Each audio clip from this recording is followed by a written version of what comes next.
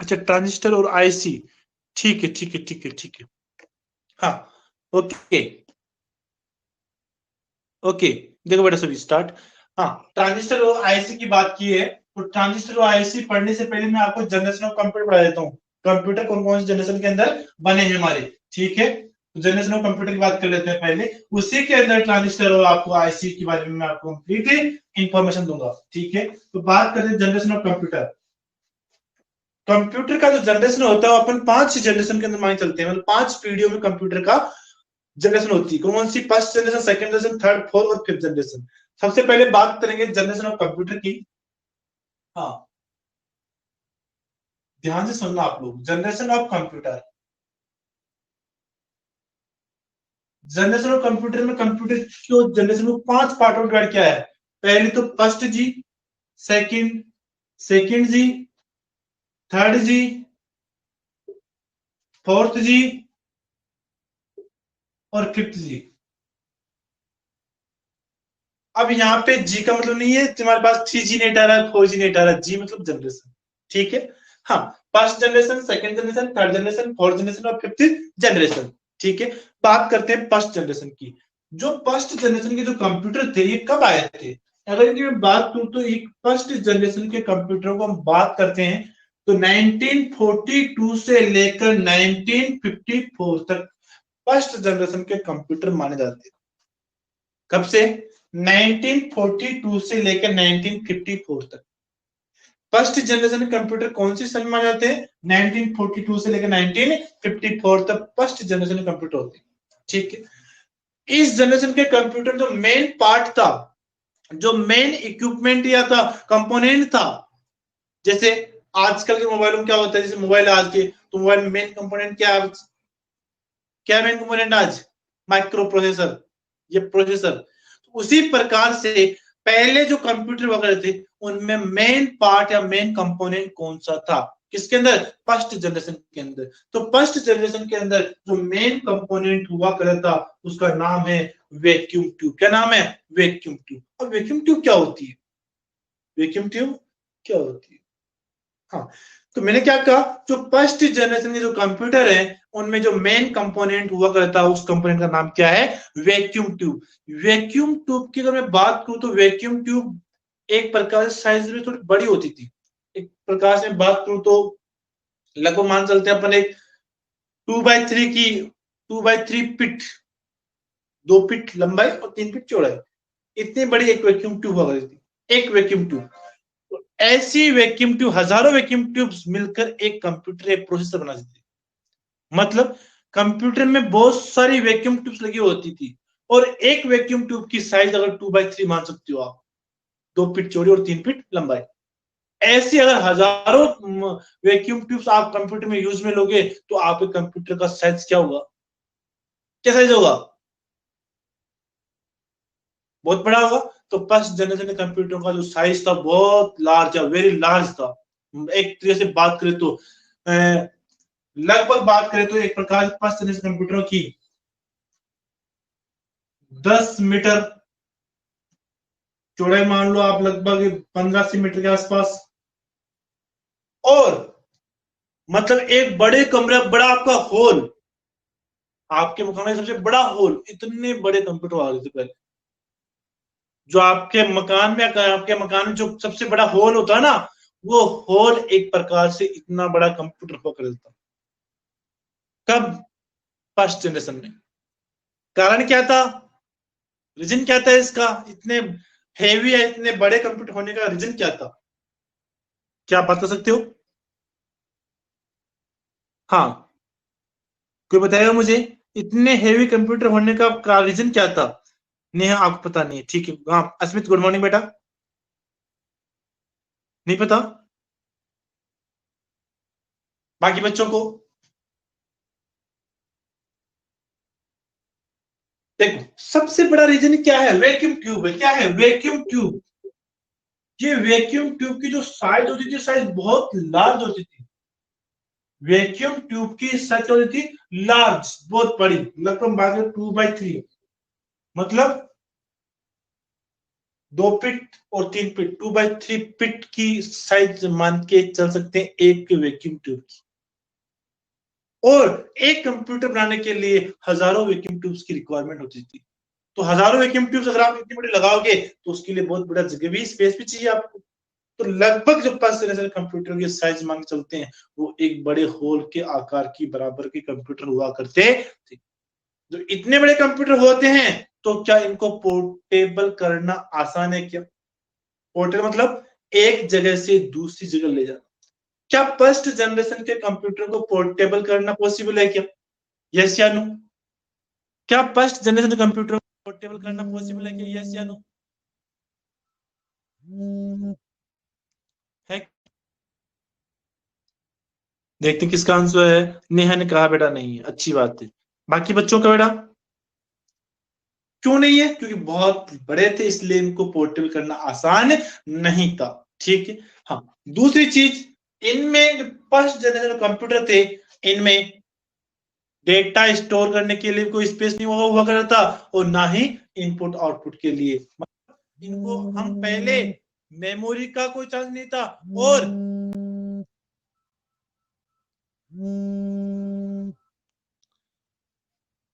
और अगर मैं बात करूं,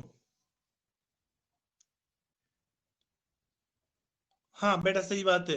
क्या नाम है नेहा? हाँ, बहुत लार्ज होते थे ये, सही बात है। हाँ, तो फर्स्ट जनरेशन कंप्यूटर क्या रीजन क्या था? उन्हें वैक्यूम ट्यूब्स थी, वैक्यूम ट्यूब्स के कारण ही इनका आकार क्या होता था? लार्ज होता था, इसलिए इनको पोर्टेबल करना आसान नहीं था। इसी वजह से फर्स्ट जनरेशन कंप्यूटर का यूज भी क्या हो गया? कम हो गया। इसके बाद सेकंड जनरेशन आई। क्या आई? Second generation. अब जो सेकंड जनरेशन आएगी तो जाहिर सी बात है इन कंप्यूटरों से बेटर होंगे कौन से? Second generation. क्यों होंगे? तभी तो सेकंड जनरेशन बनी है भाई। इनमें जो प्रॉब्लम्स थी उन प्रॉब्लम को देखते हुए उन प्रॉब्लम को इस जनरेशन में क्या किया गया? दूर किया गया है नहीं। अब प्रॉब्लम्स क्या क्या थी वो आपके सामने। तो सेकंड जनरेशन कब आई थी? हाँ, जैसे हाँ बेटा रैम रोम नहीं थी। ठीक है, रैम रोम ये कब आएगी? फोर्थ जनरेशन में आएगी। हाँ ठीक है, चलो बात करते हैं सेकंड जनरेशन की। अगर मैं बात करूं तो सेकंड जनरेशन कब आई थी? 1954 तक तो ये थी। 1955 से लेकर 1964 तक। 1955 से लेकर 1955 से लेकर 1964 तक सेकंड जनरेशन मानी जाती है। कौन जनरेशन? Second generation. अब फर्स्ट जनरेशन में सबसे मेन कंपोनेंट, मेन इक्विपमेंट कौन सा था? Vacuum tube. उसकी जगह क्या ली? उसकी जगह बनाया गया ट्रांजिस्टर। मतलब सेकेंड जनरेशन के कंप्यूटर में जो मेन इक्विपमेंट या कंपोनेंट था वो क्या था? रे ट्रांजिस्टर था। क्या था? ट्रांजिस्टर था। क्या था? ट्रांजिस्टर। समझ में आया क्या? मतलब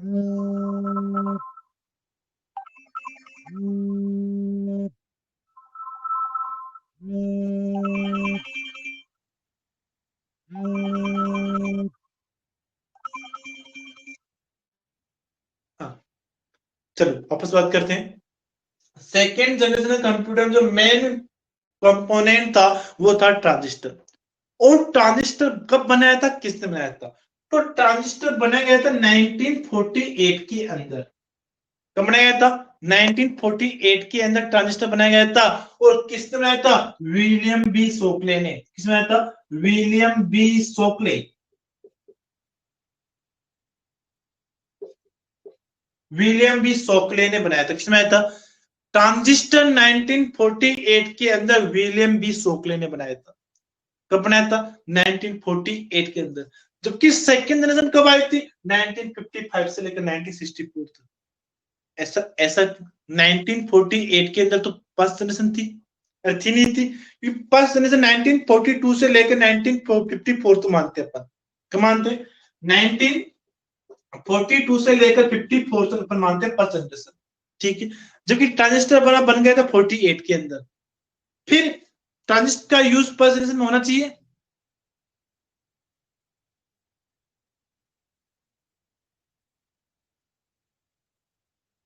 हाँ बेटा 47 बताया था।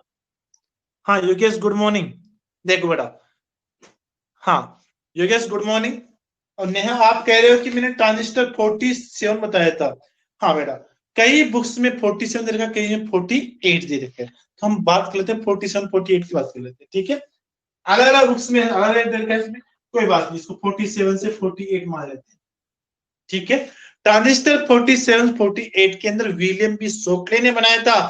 हाँ बेटा, अगर आप 11th की पुराने सिलेबस की बुक देखोगे वहां पे 48 दे रखा है, ठीक है।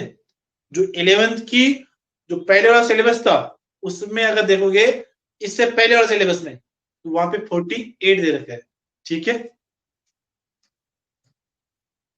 और अभी, हाँ ठीक है बेटा, गुड मॉर्निंग। हाँ, क्या कौन कौन बच्चे एब्सेंट हुआ, वापस योगेश वापस चला गया? गुड मॉर्निंग बोलने आया था क्लास में? बेटा क्लास में कंटिन्यू करो। चलो अब बात करते हैं अपन कि ट्रांजिस्टर बनाया 47 8 के अंदर, और फर्स्ट जनरेशन मानते हैं 42 से लेकर 54 तक। फिर सर इसका यूज फर्स्ट जनरेशन में क्यों नहीं हो? अरे ट्रांजिस्टर बना तभी तो हमें पता लगा कि ट्रांजिस्टर बन गया, तो मतलब कंप्यूटर में कुछ काम हो सकता है नहीं? ये कंपोनेंट बनने के बाद इन कंपोनेंट को क्या किया गया, कंप्यूटर में यूज में लिया गया।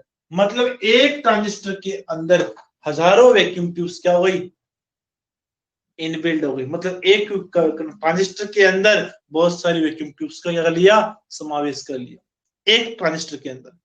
जब बताओ एक ट्रांजिस्टर में बहुत सारी वैक्यूम ट्यूब्स आ गई तो आकार छोटा हुआ, लेकिन ट्रांजिस्टर का आकार भी कुछ बड़ा हुआ करता था, और उसमें भी हजारों ट्रांजिस्टर जरूरत होती थी। तो इस जनरेशन कंप्यूटरों का भी आकार क्या था, साइज क्या थी, लार्ज थी, लेकिन इनसे स्मॉल थी, इनसे स्मॉल थी, लेकिन वैसे साइज की लार्ज थी, ठीक है। हाँ, इन कंप्यूटर में और आगे मैं बात करूं तो इन कंप्यूटर की साइज तो लार्ज थी, लेकिन इनके अकॉर्डिंग क्या थी, स्मॉल थी, ठीक है। इन कंप्यूटरों में जो लैंग्वेज काम में लेते वो लैंग्वेज कौन सी थी, लैंग्वेज जो हम यूज में लेते वो कौन सी थी, हाई लेवल लैंग्वेज। और हाई लेवल लैंग्वेज कौन सी language, COBOL, COBOL, Fortran, COBOL Fortran और बेसिक। ये लैंग्वेज क्या थी उस टाइम, सेकंड जनरेशन के लिए यूज में ली गई थी, कौन सी, कोबाल फोर्टन और बेसिक, ठीक है। कोबाल फोर्टन और बेसिक लैंग्वेज सेकंड जनरेशन के लिए यूज में ली गई थी। और सेकंड जनरेशन के कंप्यूटरों का जो मेन इंपोर्टेंट कंपोनेंट है, पार्ट है, कौन सा है, ट्रांजिस्टर। और ट्रांजिस्टर किसने बनाया था, विलियम बी शोकले ने 1947-48 के अंदर बनाया था। क्लियर? सेकंड जनरेशन में कोई डाउट है क्या? हाँ, एक चीज मैं आपको और बोल दूं यहाँ पे ही, जो फर्स्ट जनरेशन कंप्यूटर हैं इनके एग्जांपल, फर्स्ट जनरेशन के कंप्यूटर कौन कौन से बने थे, तो इसमें सबसे पहला है एनिक, एडवेक, एडसेक। ये कंप्यूटर के नाम है, एनिक, एडवेक, एडसेक, जो आपकी इस सिलेबस में दे रखा है। अगले में मैं बात करूं तो, हाँ दे रखा है इसमें, हाँ एडवेक और एनिक दे रखा है, ठीक है। तो ये जो एनिक और एडवेक और एडसेक जो कंप्यूटर हैं, ये सारे कंप्यूटर इस जनरेशन के कंप्यूटर माने जाते हैं, क्योंकि इनको इसी 42 से 54 के बीच में ही बनाया गया था, ठीक है। किनको, एनिक, एडवेक और एडसेक कंप्यूटर, ठीक है। कोई डाउट? चलते हैं आगे वाली जनरेशन 3G के अंदर। अब फर्स्ट जनरेशन में मेन कंपोनेंट कौन सा था, वैक्यूम ट्यूब। कौन सा था, वैक्यूम ट्यूब। देखते हैं किसका कमेंट है। मेरा फर्स्ट में लो लेवल कितनी थी, पहले लो लेवल लैंग्वेज था, ठीक है।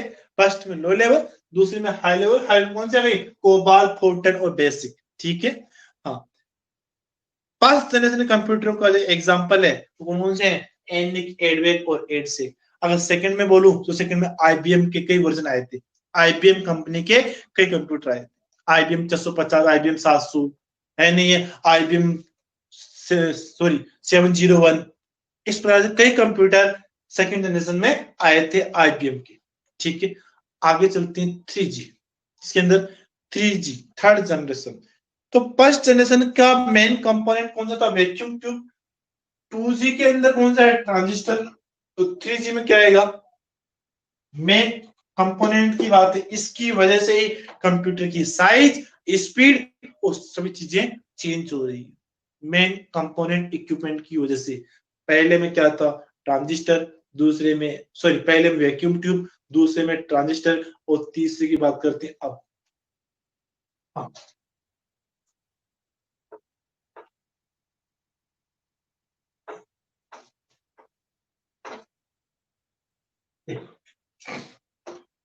ये तो हुई 1G।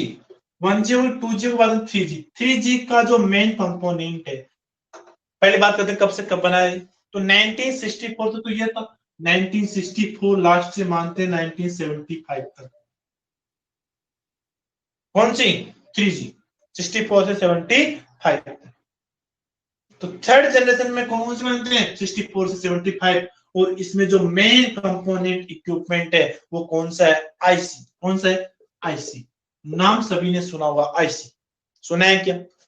नाम सभी सुना है। तो 3G के जो कंप्यूटर हैं उनका मेन इक्विपमेंट कंपोनेंट कौन सा है? आईसी। तो फुल फॉर्म आईसी कौन बताएगा? आईसी क्या है? नाम सभी ने सुना है, जस्ट अभी आप 10th में साइंस पढ़ के भी आए हो, ठीक है। हाँ, साइंस के टॉपिक, ट्रांजिस्टर भी साइंस का टॉपिक था जिसके अंदर, और आईसी भी वही से लिया है। तो ट्रांजिस्टर हो गया, आईसी क्या होती है? आईसी नाम सुना है?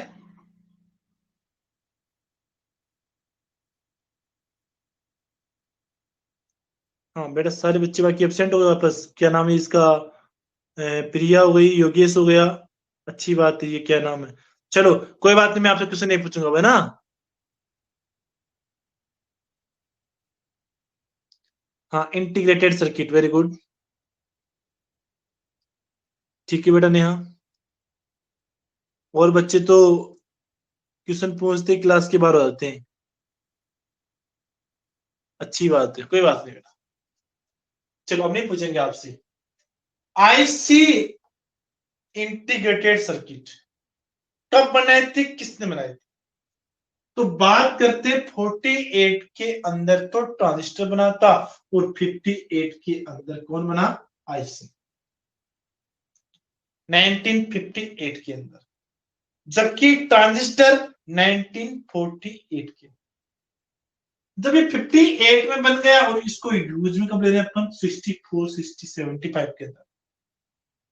आईसी बन गई हमारे 58 के अंदर, यूज में ले लेंगे 64 से 75 के बीच। ठीक है। और 3G कंप्यूटरों का जो मेन कंपोनेंट वो भी क्या है? IC, integrated circuit. इस आईसी के अंदर, इस आईसी के अंदर हजारों ट्रांजिस्टर एक चिप में आ रहे। आईसी क्या होती है? इंटीग्रेटेड सर्किट, मतलब एक छोटी सी अपन चिप मान सकते हैं। ठीक। जो ये आईसी होती है किसकी होती है? सेमी कंडक्टर होती है। क्या होती है? सेमी कंडक्टर मटेरियल की बनी होती है। अब सेमी कंडक्टर क्या होता है?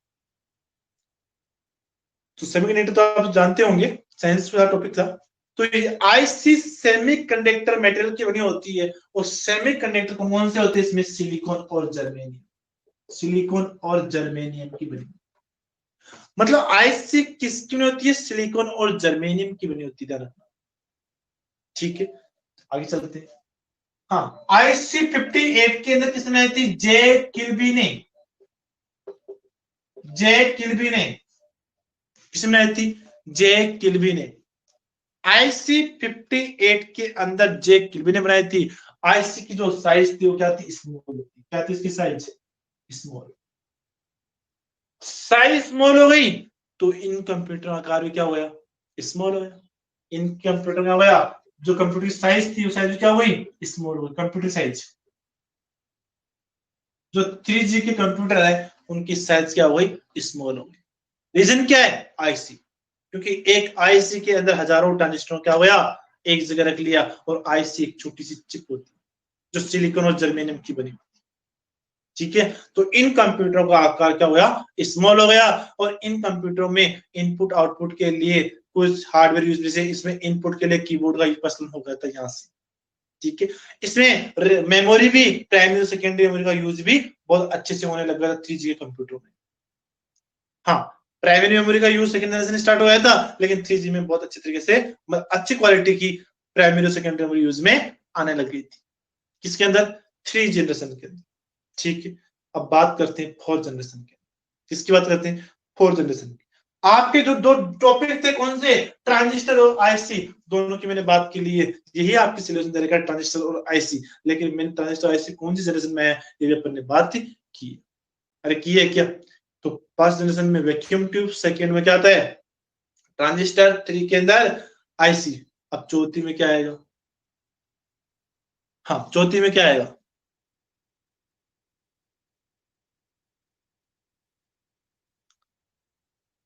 हाँ, किसे पता है कि फोर्थ जनरेशन में कौन सा मेन कंपोनेंट है?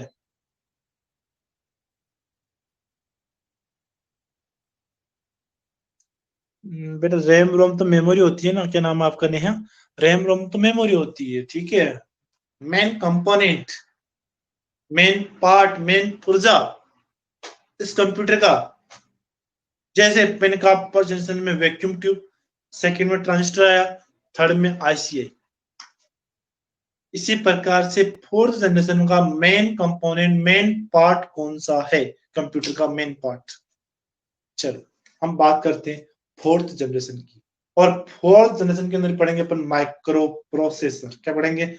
Micro processor. चलो रब करता हूं इसको मैं ना।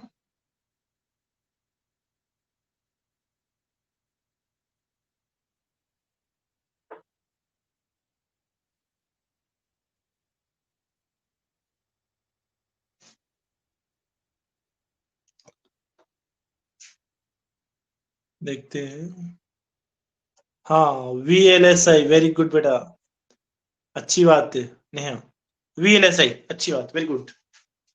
जो फोर्थ जनरेशन है, ये फोर्थ जनरेशन मानी जाती है 75 से लेकर 90 तक। 75 से लेकर 90 तक के जो कंप्यूटर आए वो फोर्थ जनरेशन में माने जाते हैं। ठीक है, हाँ मेरे शायद नहीं बेटा, अच्छी बात है ना, एक्यूरेट आंसर है आपका। ठीक है, ओके। जो फोर्थ जनरेशन है उसके कंप्यूटर आना था 75 से लेकर 90 के बीच में। इसका जो मेन कंपोनेंट था वो था VLSI। VLSI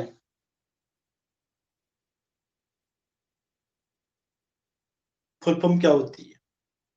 very large scale integrated, और लास्ट में सी भी आता है, उसे बोलते हैं circuit. Very large integrated circuit, मतलब आईसी के आगे हमने क्या लगा दिया? VLS लगा दिया। क्या लगा दिया? VLS। इसको VLSC भी लास्ट में लगा सकते हैं अपन, लेकिन वो आई के अंदर ही मान के चलते हैं इसको। तो very large scale integrated circuit. अब नाम से ही आपको स्पष्ट हो रहा है कि आईसी में क्या था? इंटीग्रेटेड सर्किट था। और यहाँ पे क्या है? VLSI, very large scale integrated circuit. मतलब आईसी में हजारों ट्रांजिस्टर को एक जगह रखा था, और यहाँ पे बहुत सारी आईसीज को एक चिप में रखा है। मतलब VLSI क्या होती है? स्मॉल चिप होती है। क्या होती है? बहुत छोटी चिप होती है। ठीक है, इस चिप को बोलते हैं आईसी। क्या बोलते हैं? आईसी। इस चिप में हजारों आईसी को क्या होता है? एक जगह रखते हैं। मतलब हजारों आईसी एक छोटी चिप में रखते हैं। ठीक है, इस चिप का जो साइज होगी वो क्या होगी? बहुत small, very small, very small, बहुत छोटी होगी। जब साइज छोटी हो गई किसकी? मेन पार्ट, जो मेन कंपोनेंट था फोर्थ जनरेशन का, कौन? VLSI, वो बहुत छोटी सी की, बारीक सी। एक बात करें तो अपन जो आपका सिम कार्ड आता है, जो सिम कार्ड में देखा होगा आपने, पीछे एक चिप लगी होती है, उतनी सी चिप। मेमोरी कार्ड देखा होगा आपने, अपने सिम कार्ड में देखा होगा पीछे, वो थी चिप। अब उस चिप में हजारों आईसीज है नहीं है? और एक आईसी के अंदर हजारों ट्रांजिस्टर है, और एक ट्रांजिस्टर में हजारों वैक्यूम ट्यूब्स है। उस साइज तो हमेशा क्या होती है? डिक्रीज होती जा रही है। और ये किस वजह से? मेन कंपोनेंट, मेन प्रोजेक्ट की वजह से इसकी साइज क्या हो रही है? लगातार घट रही है। और तभी तो आजकल के कंप्यूटर क्या हो गए? पोर्टेबल हो गए, आसानी से ले जा सकते हैं। और आज लोग इतने पोर्टेबल हो गए कि हम हाथ पे कंप्यूटर रख सकते हैं। पहले कंप्यूटर कौन सा था? एक आपके कमरे का बड़ा हॉल, आपके मकान का एक बड़ा हॉल मान लो, इतने बड़े कंप्यूटर थे फर्स्ट जनरेशन के। और आज वहां से साइज डिक्रीज करते करते आप हथेली पे लेके आ गए कंप्यूटर को। एक बड़े रूम से, पहले जो कंप्यूटर में साइज एक बड़ा रूम था, वहां से साइज आपने कम की और आप उन कंप्यूटर को आपने हाथ के ऊपर लेके आ गए क्या? अरे क्या कंप्यूटर को आप अपने हाथ पे रख सकते हो क्या? बिल्कुल रख सकते हैं। देखते हैं। हाँ ठीक है बेटा, चलो। तो जो मेन 75 से 90 के अंदर 4G था, VLSI very large scale integrated circuit. ये क्या होती है? स्मॉल चिप होती है। इस चिप की साइज बहुत छोटी होती है, ठीक है। इस चिप में क्या होती है? मैनी आईसी होती है। क्या होती है? बहुत ज्यादा आईसी होती है, या मैनी आईसी होती है, ठीक है। अब जिस कंप्यूटर के अंदर, जिन कंप्यूटरों के अंदर ये चिप यूज में ली गई, या जिस कंप्यूटर में इस चिप वाले प्रोसेसर यूज में ले गए, या जिस कंप्यूटर में ये चिप काम में ले गई, उनको बोलते हैं माइक्रो प्रोसेसर। क्या बोलते हैं? Micro processor. क्या बोलते हैं? Micro processor. क्या बोलते हैं? Micro processor. मतलब इस चिप को क्या कह दिया मैंने? Micro processor. और जिन कंप्यूटरों में ये माइक्रो प्रोसेसर लगा होता है, उन कंप्यूटर क्या बोलते हैं? अपन माइक्रो कंप्यूटर बोलते हैं। क्या बोलते हैं? माइक्रो कंप्यूटर बोलते हैं। क्या बोलते हैं? Micro computer. और माइक्रो कंप्यूटर है सबसे छोटी साइज के कंप्यूटर क्या बोलते हैं? Micro computer. मतलब इन कंप्यूटर का एग्जांपल बात करूं, ध्यान रखना कंप्यूटर के प्रकार होते हैं main frame, mini, micro, super, ठीक है। कंप्यूटर की साइज के अनुसार मैंने कंप्यूटर के नाम बताए, ठीक है। एप्लीकेशन के अनुसार बताया मैंने, साइज के अनुसार। कौन से? मेन फ्रेम, माइक्रो, मिनी और सुपर। तो सबसे छोटे जो कंप्यूटर होते हैं ना, वो कौन से होते हैं? माइक्रो कंप्यूटर होते हैं। और माइक्रो कंप्यूटर के आकार छोटा होने कारण क्या है? Micro processor. क्योंकि माइक्रो प्रोसेसर क्या होती है? वीएलएसआई होते हैं, बहुत हजारों ऐसी एक चिप में होती है। और जो चिप होती है ना, ये चिप किसकी बनी होती है? वो सिलिकॉन और जर्मेनियम की बनी होती है। सिलिकॉन और जर्मेनियम। और सिलिकॉन जर्मेनियम क्या होता है? सेमीकंडक्टर मेटल होता है। क्या होता है ये? सेमीकंडक्टर।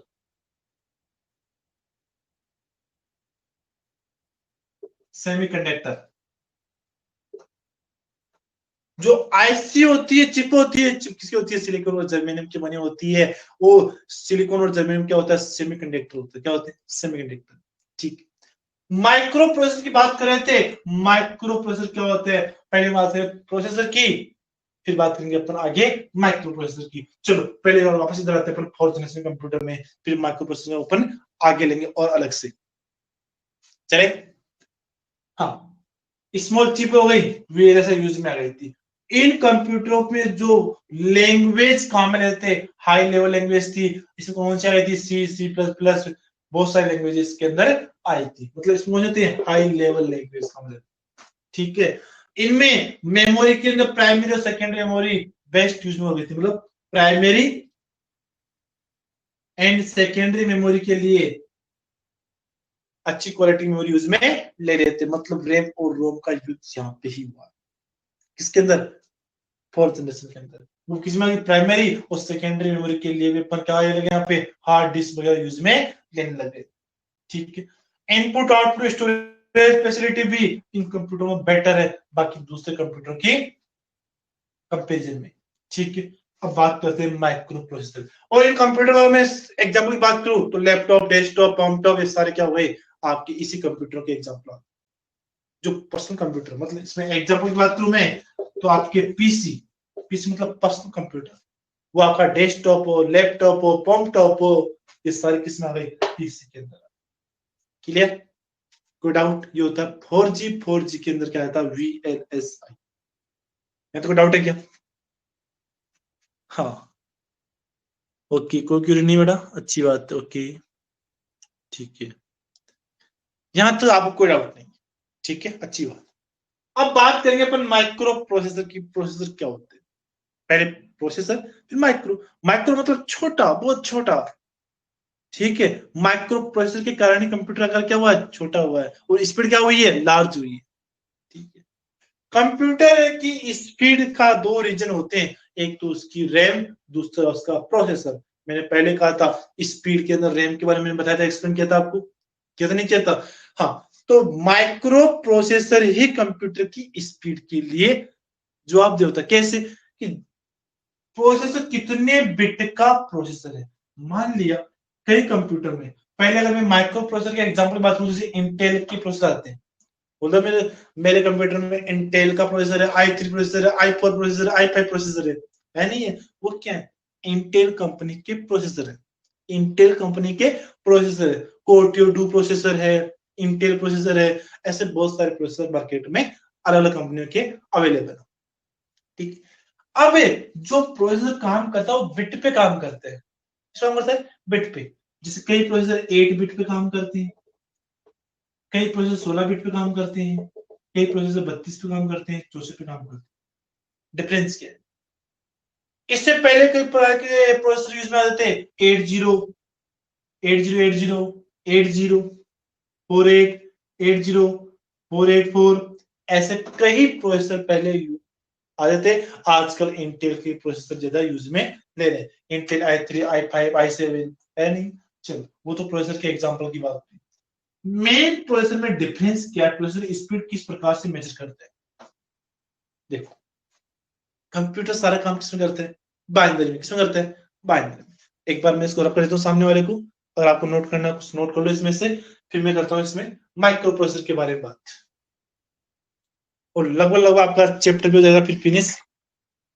कोई चीज छूटी नहीं मेरे अकॉर्डिंग तो। फिर कोई आपको डाउट आता है तो पूछ लेना।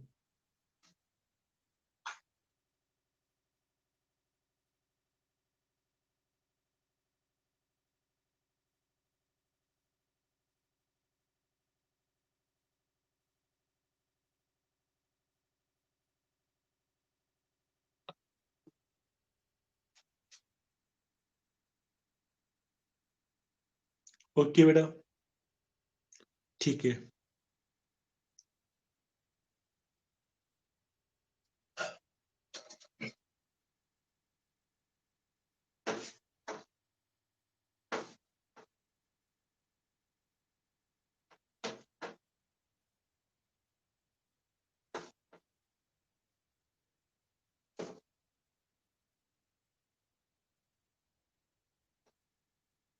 हाँ, प्रोसेसर की बात कर रहे थे। प्रोसेसर काम करते हैं बिट के ऊपर। किस पर करते हैं? बिट के ऊपर।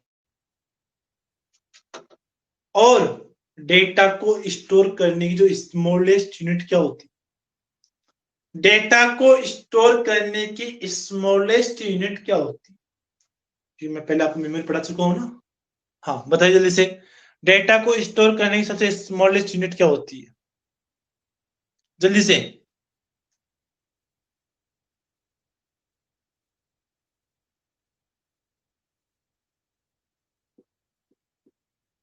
नहीं पता?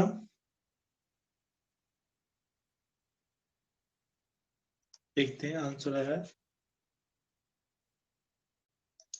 बाइट। ओके, डेटा को स्टोर करने की सबसे स्मॉलेस्ट क्या होती है? बाइट होती है। वो 1 byte equal to 1 byte equal to, हाँ 1 byte equal to,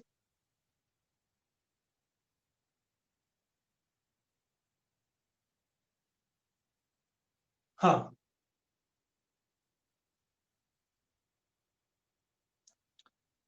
8 bit. Very good.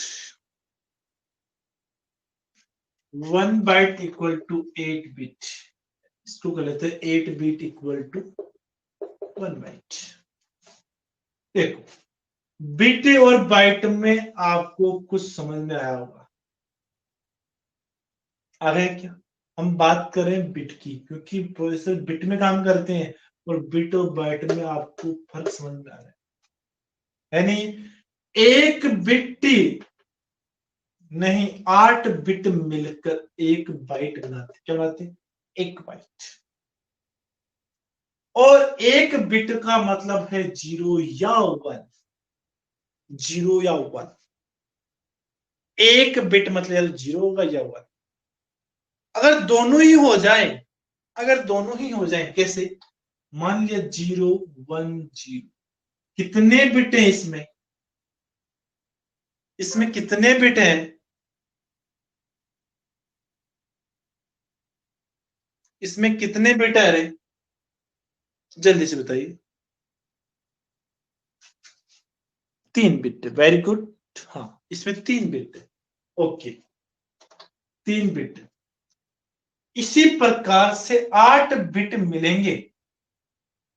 कितने बिट मिलेंगे? 8 बिट। और क्या बनाएंगे? एक बाइट। क्या बनाएंगे? एक बाइट। लेकिन पहले आपको बता रखा है कि प्रत्येक कैरेक्टर को एक नंबर दिया था और उस नंबर को बाइनरी में चेंज कर रहे थे। और नंबर कौन दे रहा था? 2 कोड अपन ने बात की थी, ASCII 7 और ASCII 8 की। तो ASCII 7 कोड इन प्रत्येक कैरेक्टर को नंबर दे रहा था और नंबर देने के बाद उनका बाइनरी कोड निकाल रहे थे और बाइनरी कोड 8 बिट में आ रहा था। इसमें आ रहा था 8 बिट। कैसे? देखते हैं।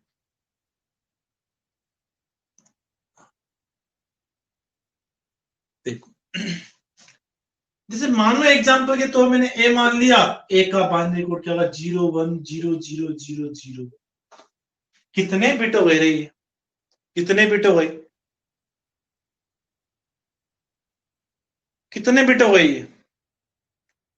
आपने ए दिया, कंप्यूटर ने ये समझा है।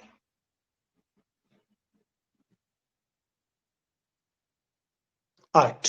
Very good. मतलब आपने एक को कंप्यूटर में स्टोर कर रहे हो, अगर आप मेमोरी में एक को स्टोर कर रहे हो तो इससे क्या चाहिए? 1 बाइट का स्पेस चाहिए। क्या? 1 बाइट का स्पेस चाहिए, मतलब इसको 8 बिट चाहिए, क्योंकि इसका कोड ही 8 बिट में होता है। ठीक है, विदाउट। इसी प्रकार से मान लिया आपने ट्रिपल ए स्टोर किया एक साथ। ट्रिपल ए स्टोर किया, ट्रिपल ए किया तो ट्रिपल ए का कोड क्या होगा? मैं नीचे लिखने जाऊंगा 010000, 01000001, 01000001। ये कोड हुआ क्या? ये कोड हुआ क्या? मतलब 24 बिट हो गई। कितने बिट हो गई? 24 बिट। ये 24 बिट मिलकर क्या बताते हैं? 3 बाइट। क्या बताते हैं? 3 बाइट, क्योंकि इसको 3 बाइट चाहिए। कितना स्पेस चाहिए? 3 बाइट का स्पेस चाहिए। ओके, अब सुनते हैं प्रोसेस की बात क्या होती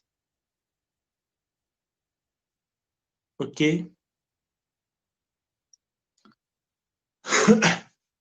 अब चलते हैं प्रोसेसर के ऊपर। मान लेते हैं आपके कंप्यूटर के अंदर 8 बिट का प्रोसेसर। कितने बिट का है? 8 बिट का। एक मान लेते हैं 16 बिट का प्रोसेसर है। एक मान लेते हैं 32 बिट का प्रोसेसर है। 3 कंप्यूटर हैं। तीनों कंप्यूटरों के अंदर एक कंप्यूटर में 8 बिट का प्रोसेसर है, एक में 16 बिट का, एक में 32 बिट का प्रोसेसर।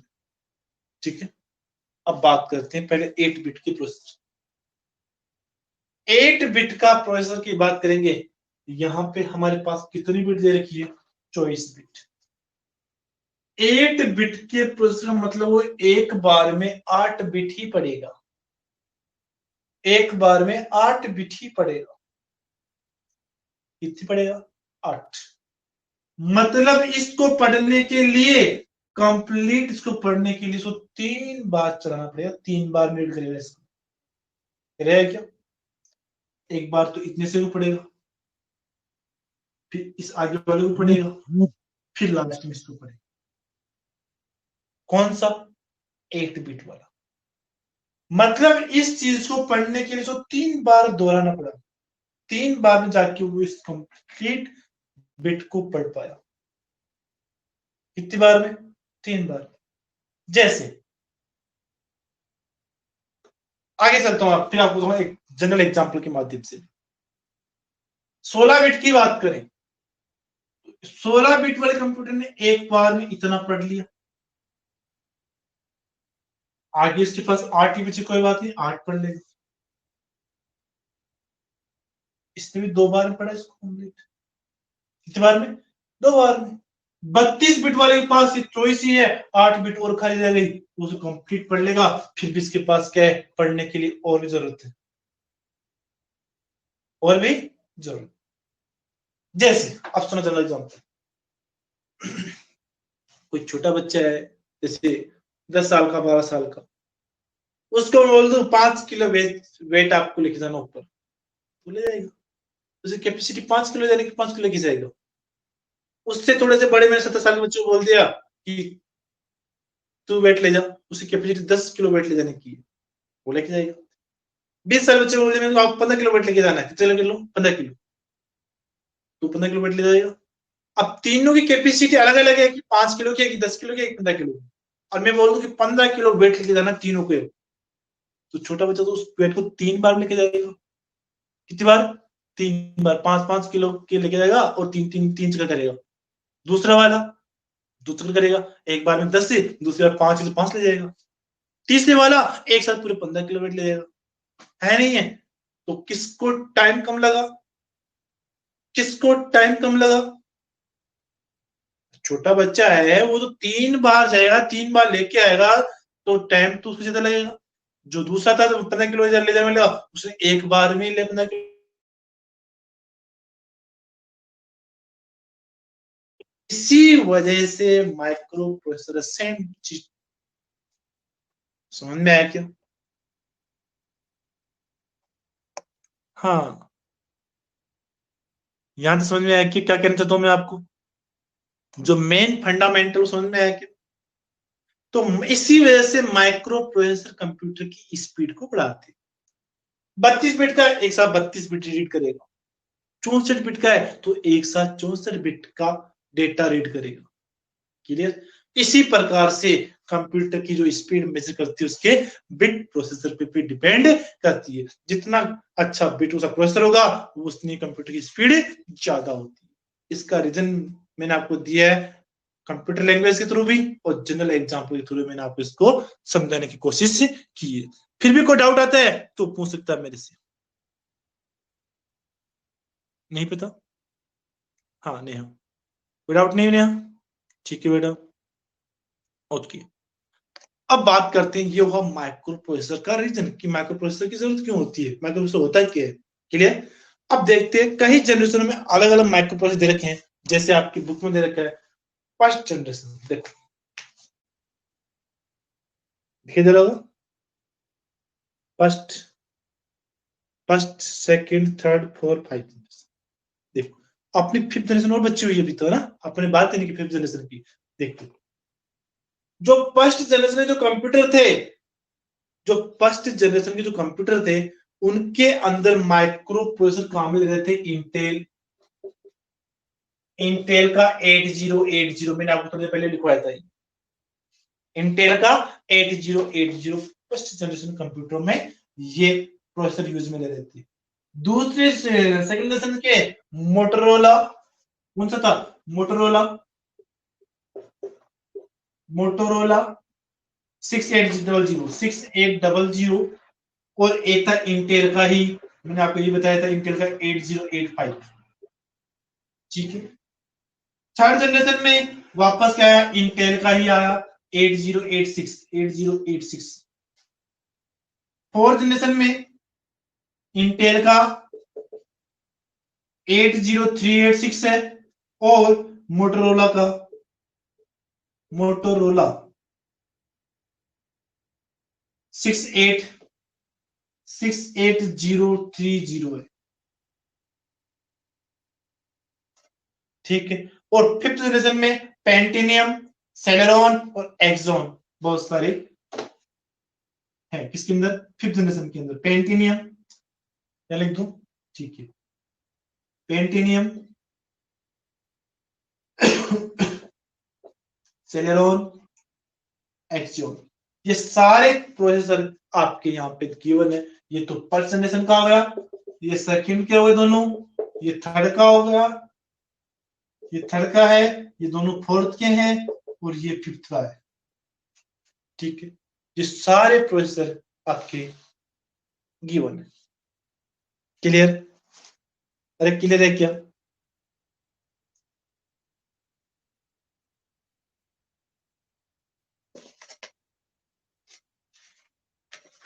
अब किसी को प्रॉब्लम है तो पूछ सकता है। हाँ,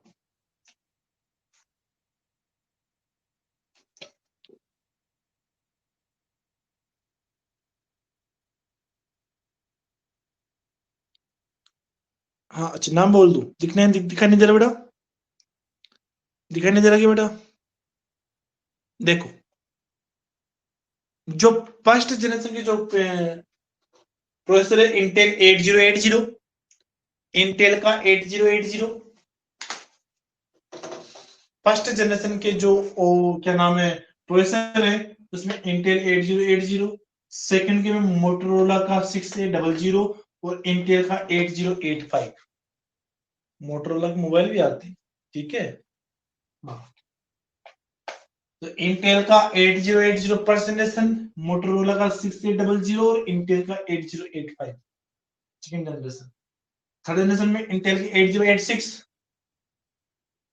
फोर्थ में इंटेल का 80386, मोटरोला का 68036 और फिफ्थ जनरेशन के अंदर एक तो पेंटिनियम है, एक सेलेरॉन है, एक्सियोन है, ये ओ है, XEON। ठीक है, ये सारे प्रोसेसर हुए। अब फर्स्ट चैप्टर में आपके एक टॉपिक और छूटता है, वो है कौन सा? Data and it's type. Data और इसके टाइप।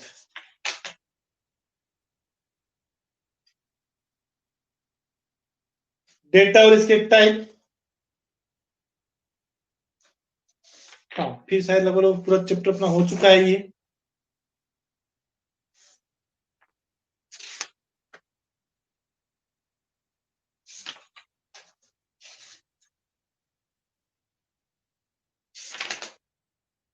हाँ,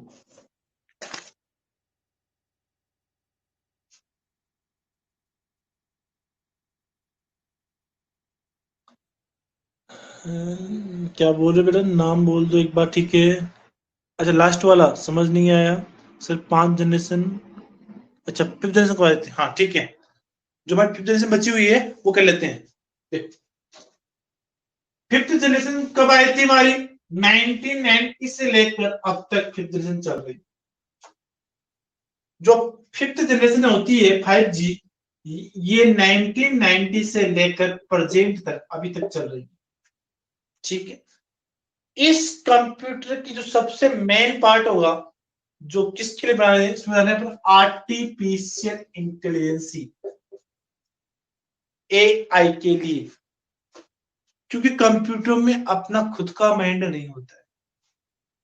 कंप्यूटर काम करते हैं हमारे इंस्ट्रक्शन के अनुसार।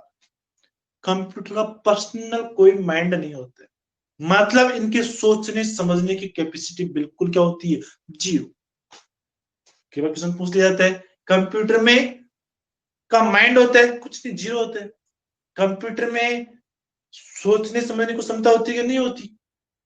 क्योंकि वो हमारे इंस्ट्रक्शन के ऊपर ही काम। अभी जो कंप्यूटर बनेंगे वो रन रहे इसके AI के ऊपर, आर्टिफिशियल इंटेलिजेंस के ऊपर। ठीक है, इसी लैंग्वेज, इस प्रोसेस के ऊपर ही हमारा आज का काम चल रहा है, इनके ऊपर कि कंप्यूटर खुद की भी कुछ सोच समझने की क्षमता रखे। ठीक है, तो fifth generation computer main part, main चीज क्या होगी? AI, आर्टिफिशियल इंटेलिजेंस के उद्देश्य को लेकर ही फिफ्थ जनरेशन कंप्यूटर बनाए जा रहे हैं। ठीक है, और इसके अंदर कई सुपर कंप्यूटर बना चुके हैं, कई सुपर कंप्यूटर्स में बन चुके हैं और भी प्रोसेसिंग चल रहा है इसके अंदर, फिफ्थ जनरेशन के अंदर। ठीक है, तो आज के लिए इतना ही। कल पढ़ेंगे अपन डेटा और इट्स टाइप, डेटा के प्रकार। हाँ, हाँ बेटा, इसके अंदर यूएलएसआई होगा, ठीक है। हाँ, इसके अंदर क्या होता है? ULSI, ultra large scale integrated circuit. Ultra large, बहुत बड़ा, ठीक है, ultra large scale integrated circuit, किसके अंदर, 5th जनरेशन के अंदर, ठीक है। तो आज के इतना ही, अगले क्लास में पढ़ेंगे अपन डेटा और इसके प्रकार, ठीक है, और अगले क्लास में आपका चैप्टर पूरा कर देंगे और नया चैप्टर भी स्टार्ट हो जाएगा आपका, ठीक है। हाँ, ओके।